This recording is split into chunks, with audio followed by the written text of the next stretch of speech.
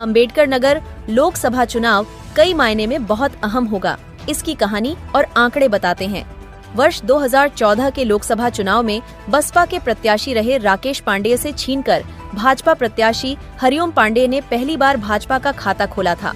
तो 2019 के लोकसभा चुनाव में सपा बसपा गठबंधन में रितेश पांडेय को बसपा ने प्रत्याशी बनाया, तो बसपा एक बार फिर यह सीटें अपने खाते में लाने में सफल रही है। इसलिए शायद यह जिला बसपा का गढ़ माना जाता है।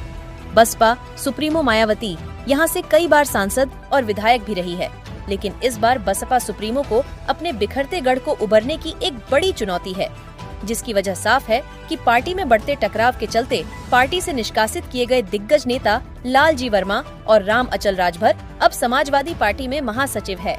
खास बात यह है कि सपा मुखिया अखिलेश यादव ने लालजी वर्मा को अंबेडकर नगर लोकसभा सीट से अपना प्रत्याशी बनाया है, तो वही बसपा सांसद रितेश पांडेय मौजूदा दौर की सियासत को भांपकर बहुजन समाज पार्टी को छोड़कर भाजपा का दामन थाम लिया, तो भाजपा ने उनको लोकसभा का प्रत्याशी बनाया है। तो वही बसपा ने इस बार कमर हयात अंसारी को चुनाव मैदान में उतार दिया है।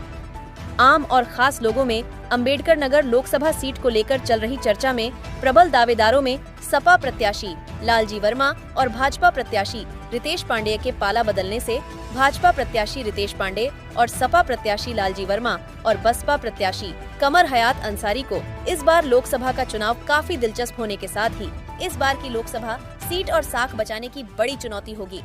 अब की बार क्या माहौल लग रहा है? भाजपा निकलेगी या सपा बसपा क्यों नहीं? कई ऐसे सवाल जो जनता में मन गुज रहा है।